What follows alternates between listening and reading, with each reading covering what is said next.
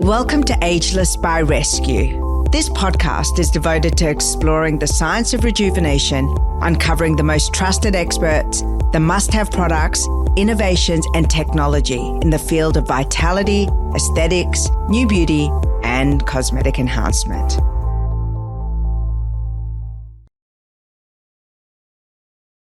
I'm so delighted to have Michael Edwards on the Ageless by Rescu podcast. We have been friends and colleagues and associates for, I would say, about 20 years now. It is such an honor to host you on the show. It's a pleasure to be with you.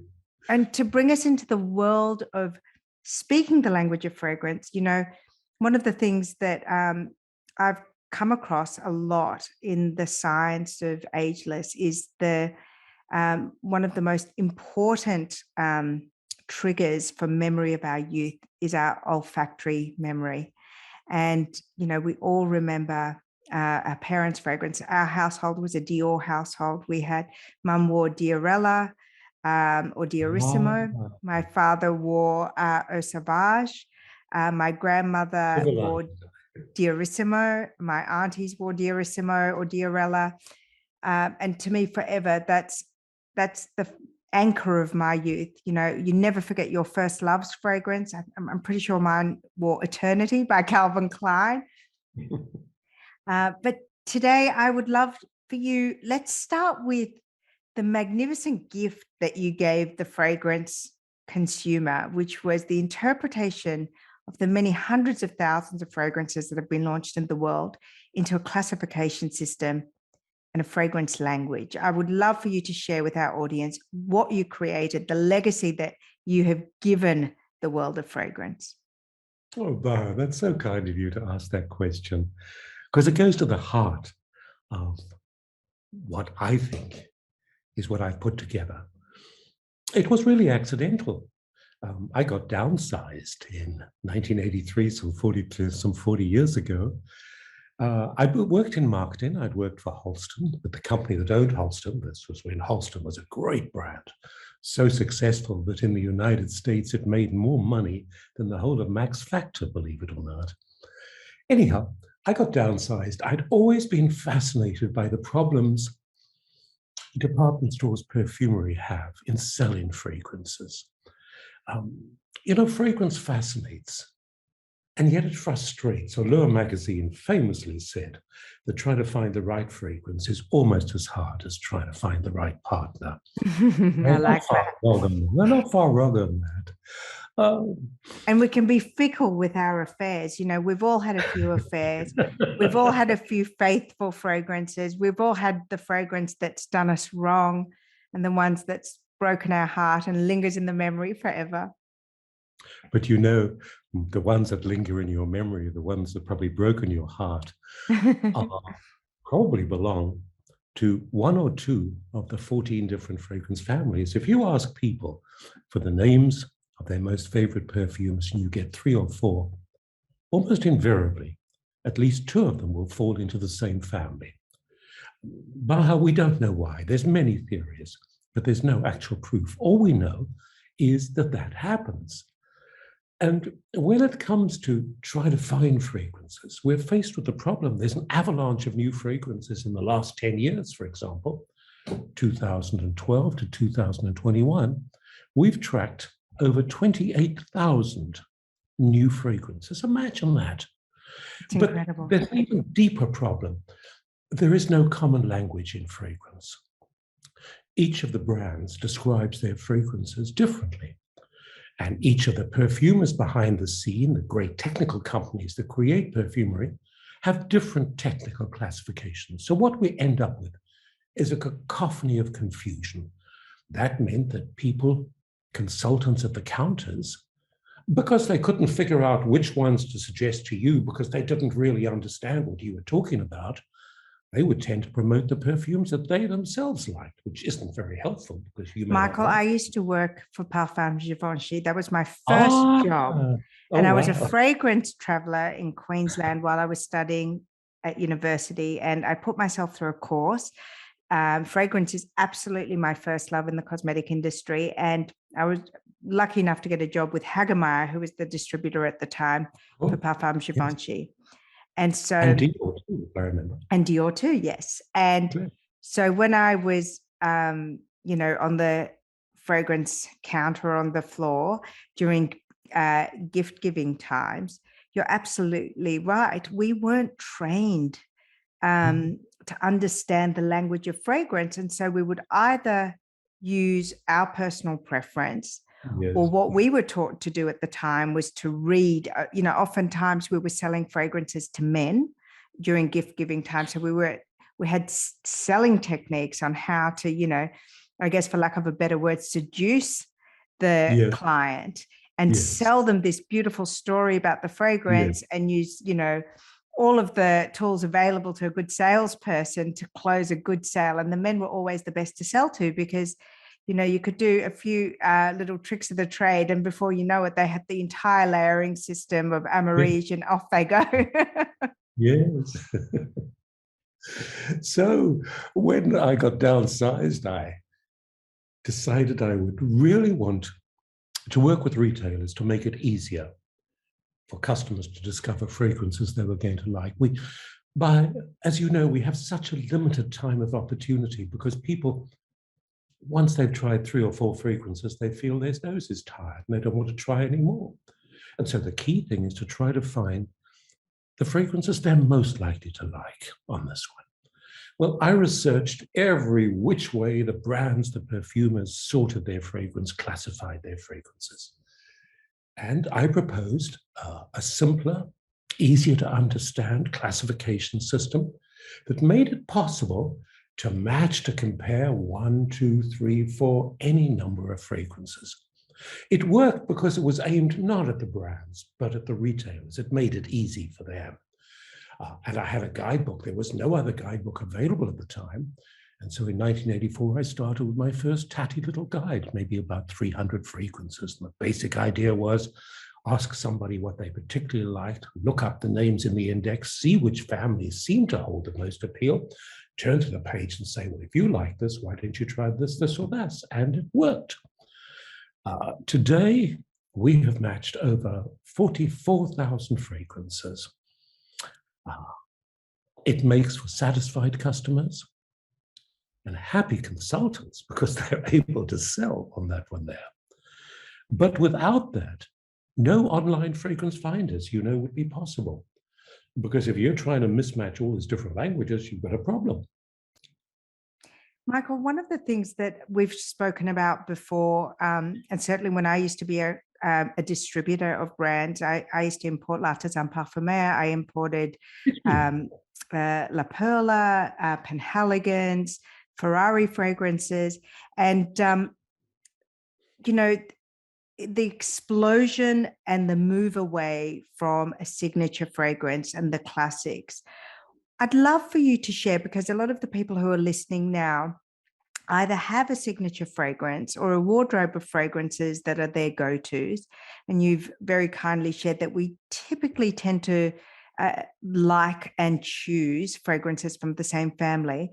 But let's talk about the originals. What are the classics that endure, and in your mind and in your universe, form the starting point for making that selection and categorization? Are there a handful of fragrances that have stood the test of time, that are the original classics that endure today? Yes, with pleasure.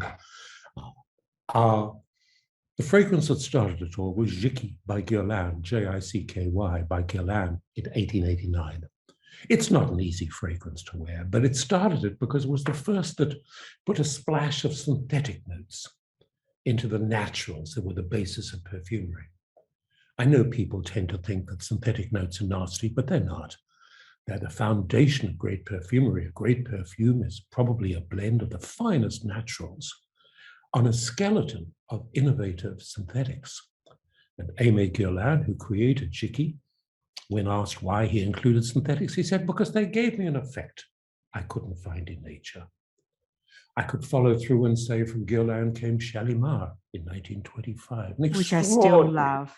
Which I still love. signature Absolutely an amazing fragrance. Still today, even now, perfumers say, I wish I could create a new Shalimar. Chanel #5, 1921. That obviously is still no longer the most successful Chanel fragrance. That's now Coco Mademoiselle, but still an enduring classic there. Miss Dior, no longer the same from 1945, 1947 rather, but still one of the great classics. The marvelous fragrance of L'air du Temps, which transformed the Nina Ricci, avant-garde, L'air the du Nina Temps. Ricci ones. Yeah. I mean, when you look at the fragrances of the 1910s, 1920s, 1930s, 1940s, these were avant-garde creations. They were not created for a mass market. They were created for women of great discernment, probably great money too, hard to find. They were the original niche fragrances. But after the Second World War, more people started to enjoy fragrance and discover fragrance. And L'air du Temps was probably the key one. It's so easy to like, so easy to wear. I'd have to say Diorissimo of 1956, a genius of a fragrance. I know it's Lily of the Valley, and you think, oh, anybody can make a Lily of the Valley. Nothing is Diorissimo. Well, the Nothing. fact is that you and I could take a room full of Lily of the Valley flowers, and we'd be lucky if we got a drop of oil out of it. It's so volatile. And so to create the scent of the little flowers, the perfumers have to craft many other materials. It's probably the purest fragrance ever created in that one there. I then have to look as we go into the 1960s. There would obviously be Miss Dior, for example, Calandre by Paco Rabanne. In the 1970s, there's one I've got to say, Charlie, and I know this will surprise you. Oh, what a fragrance. Absolute by Revlon. It changed our world. When it came out in 1973, the world was changing for women. They were moving from homemakers to the office for the first time they had money. And Charlie changed perfume in the sense that until Charlie, men gave perfume as a gift to women. And women wore it on high days and special holidays there. After Charlie, women started to buy it for themselves. And by the end of the 70s, women were buying more perfume for themselves than men were spending and giving it them.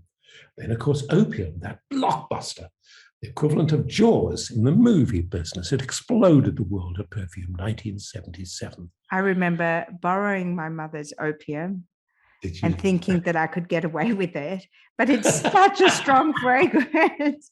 And I wore it to my Year 9 dance, and I'm sure I obliterated the dance hall with a liberal and heavy-handed use of opium. And of course, my mother busted me. There's no discretion in opium. I remember my daughter, when she was 11, she went to King Koppel in Sydney.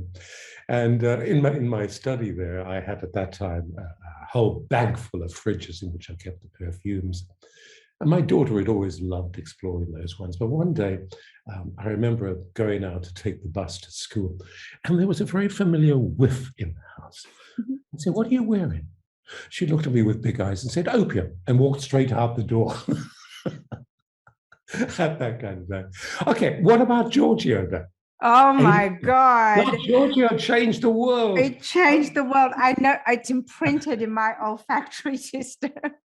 But it changed the world in more ways than one. Until Giorgio, the great department stores, while they liked fragrance, they thought it an accessory. To them, the real business was in clothes and stuff like that. Because at the end of the day, to the great retailers, only two things are important: the stock turn, how many times you can sell over the fragrance, and will it bring customers through the doors? Giorgio did both in spades and transformed the fragrance industry there.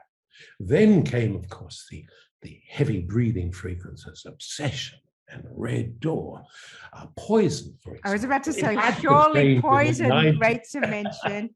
Also one I stole from my mother and was completely found out. So obviously things had to change in the 90s, and they did. Think of Issey Miyake. But the explosion for me, two fragrances in the 90s stick out. One was Angel, an extraordinarily original fragrance that transformed perfumery with its gourmand tasty notes of caramel, the sense of chocolate in that. Vanilla. Yep. The other was probably the greatest woody fragrance ever created by Shiseido, Féminité du Bois. It's been imitated so often and has been inspiration for so many people. Who was the designer of that? That he was quite avant-garde. I remember the perfumer for that. Sheldrake. That was Serge Lutens who Serge designed Lutens, that's right. But Serge it was Chris Lutens. Sheldrake who created it. But it was in the 90s that we started to see the evolution of what you call the haute parfumerie, the niche perfumes, the L'Artisans, the Iniquitals, the Francis Clergians, and brands like that. It happened quite by accident. It started back in the end of the 70s, when Jean-François Laporte, who until that time had been president of Sisley, the prestigious skincare company, he was a chemist, always fascinated by perfume. One day he was asked by a friend if he could craft or arrange to be made a banana scent that she wanted to wear to a great event at the Folies Bergère. And it attracted such interest that he thought, this is interesting. And he set up in 76 L'Artisan Parfum, when he opened his first boutique 3 years later, and it became the model for niche perfumes. It was a new style of perfumery. He wasn't worried about marketing or anything else like that, but just interest in avant-garde, luxurious fragrances. Then came Iniquital in 1981. She was a concert pianist, had fled to London away from a domineering father. When she came back, she worked with a friend on a skincare line. She approached the oil houses, the perfumers, to ask if they could help her with the scenting. None of them were interested, but by chance, she clicked with the chief perfumer of a grass house called Robertet and apprenticeshiped herself to him. She was not interested in marketing. The first perfume I gave to my little daughter was one of her fragrances, the sense of opening up the window in a country house and you smell the syringa, the green grass, the freshness of the country air. It was experience rather than marketing were the keys on that kind of work. But I think you're so right in saying that, the first fragrance I received was also from my father. I was 5 years old. I was born in France, but we moved back to Iran.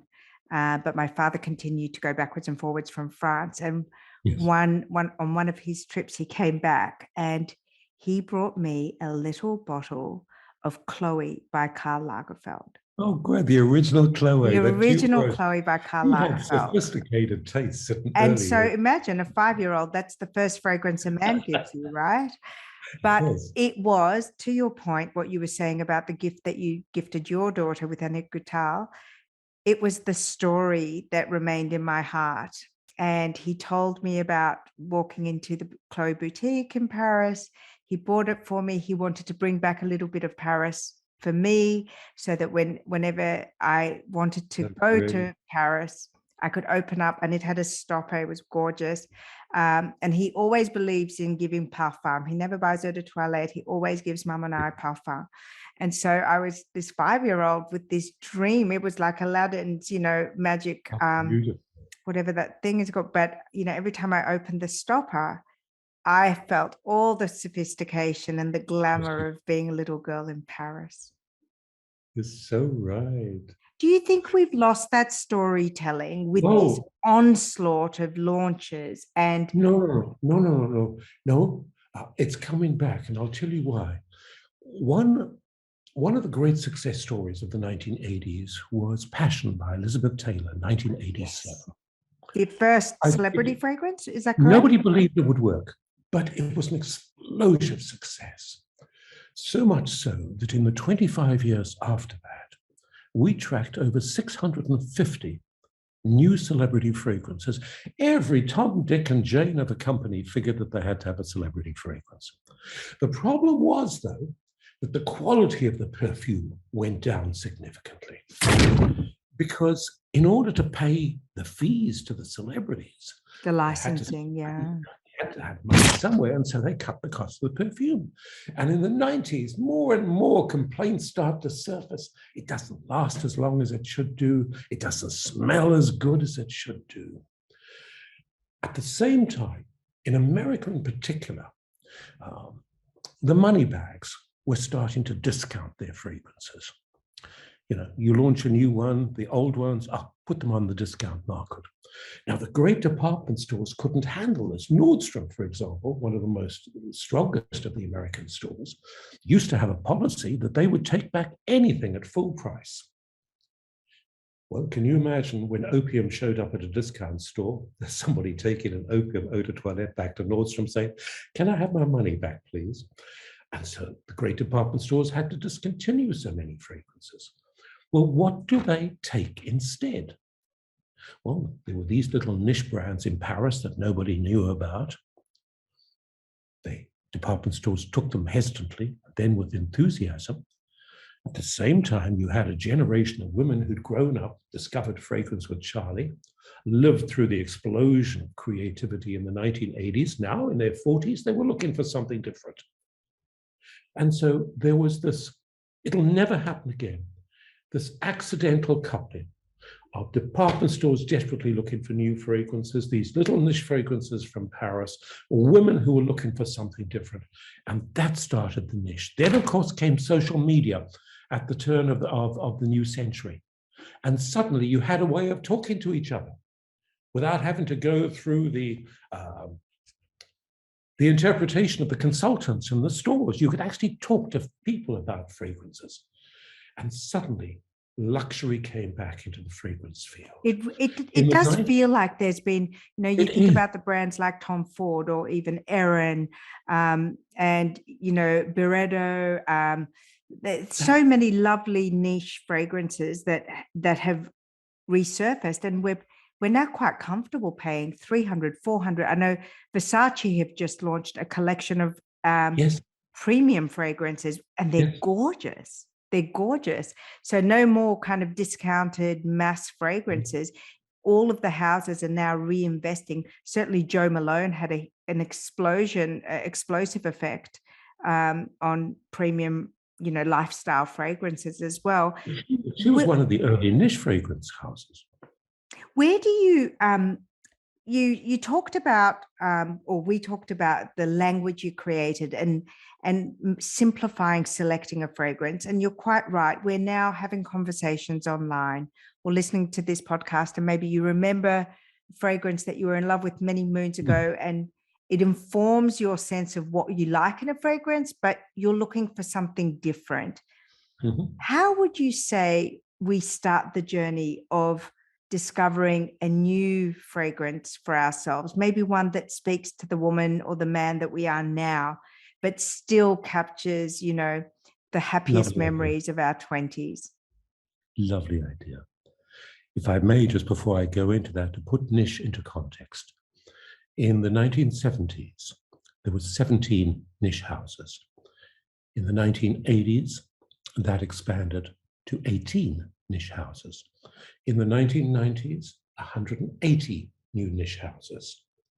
Since the year 2000, we've tracked over 1,300 new niche houses. Gives you an idea of the explosion. Now, you asked me how you discover fragrances. Well, two ways. In the old days, you needed to buy my guidebook. You no longer need to do that. Well, you're online and so many great versions. There are two ways. Firstly, are you familiar with the encyclopedia that, together with Puch, my equal partner, we created a year and a half ago in France? It's now gone into the United States. wikiparfum.com. WIKIPARFUM.com. What a genius idea. Well, it's free, it's impartial. Have a look at the notes in the perfume you like. It'll help you to discover other fragrances you might like. So that's one way. There's no charge, it's free. wikiparfum.com. Second way, in 1999, I created the first online fragrance finder. We got caught up in the .com revolution at that time, and this was for beauty.com in America. In the 21 years, we have created numerous online fragrance finders, but no retailers really took online finders seriously. To them, the only thing important was what happened in store. COVID changed it all, totally has changed that. To give you an idea, in the last 2 years, we have introduced over 24 new major fragrance finders. And I'm not talking about for small companies. I'm talking about for Macy's in the United States, Sephora in France, Marionneau, the big French perfumery in 8 countries, Issy Paris, which is the Sephora of the Benelux countries, the perfume shop and Boots in the United Kingdoms, Las Renner in Brazil, the biggest American department store. Now, if you go on to, for example, I'll give you English ones. If you were to go on to theperfumeshop.com, and maybe if you want, I'll give you the links to any of these sites. Put in the fragrance that you particularly like, and you'll see 3 recommendations from the perfume selection that perfumery stocks. So that's another starting point.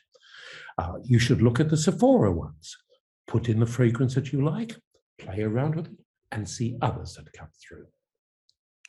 That is so generous of you to share those findings, because I think that that's a wonderful place to start. And I love that you anchored it to, we can go back to something that we've worn before or loved before, and then seek recommendations.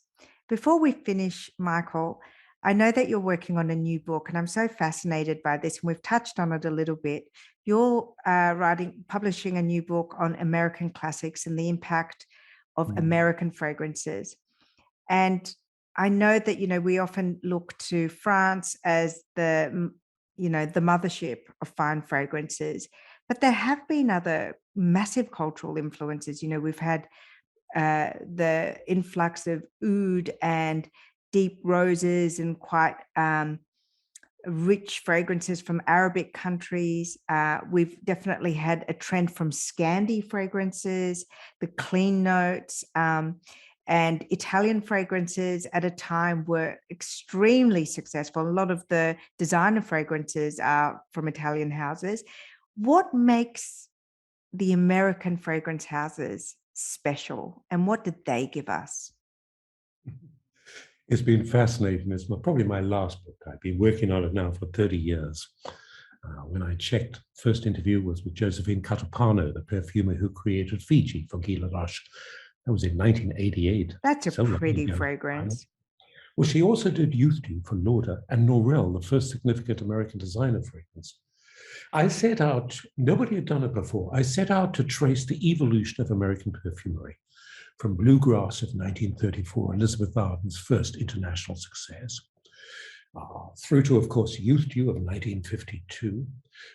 That was a gift to Mrs. Lauder. She really became fascinated with perfumery from 1968 with Estee. And that was probably the first American perfume that made even the French perfumers envious. Interesting. When you think of what she created, it's genius. Think of Estee of 68, Aromatics Elixir, still among the world's top-selling fragrances. Yep. 1971, Alliage 72, sports fragrance, Private Collection 73, White Linen 78. And we've worn them all, and beautiful. Beautiful 85, the last one on which she worked. She transformed perfumery, not just American perfumery, from plonk to genius. Think of Charles Revson, a brutal man, a bully, but he had a finger that made you and I tick. He knew what we would buy. He created the first successful American designer fragrance in Norel, and Charlie, that transformed the perfume business. Think of Calvin Klein with the genius of imagery. I mean, the world was really into sex in the 1980s, and he gave us Obsession. We needed a break, so he gave us Escape. And with Business, he gave us Eternity. And finally, Hugs and Sharing with CK1. Then you have to take into account the blockbusters of Giorgio. And now with the new niche fragrances, Chinatown by Bond Number 9, or for example, Santal 33 by Le Labo. I love Le Labo. I absolutely love Le Labo. I'm lost in their stores. I wear their jasmine fragrance. I have everything in it: the shower gel, the body oil, the perfume oil, the eau de parfum, all of it. For me, this book has been the most extraordinary journey of my life, because it is my life. I started in the 60s. I've lived through it. And what's interesting about this and Perfume Legends is it's not my words. I'm the word weaver. It's the words of all the people who created. It'll come out next year in Australia. It'll be here, I think, in October. So hold on for it. Michael, it is always such an honor and a pleasure. I think you and I, via Clayton and Margaret, are talking about how we might distill some of your beautiful stories into some kind of recording that we will keep forever, because honestly, sitting next to you is, it's like an encyclopedia of fragrance, but also an encyclopedia of history, not just other people's history, not geographical history, but also almost a time capsule of everything we've lived through in the moments. And I think it's so nice to look at fragrance in that ageless context and through your eyes. I want to thank you so much. We're recording this on a public holiday, and the lovely Michael Edwards has made time for me to be on the show, and I just couldn't be happier. I always love seeing you, and I love speaking to you. Thank you very much for your interest, Baha. And to all of you who are listening, my best wishes. Thank you. I hope you enjoyed this episode, and if you did, please share and rate this episode. I'd love that.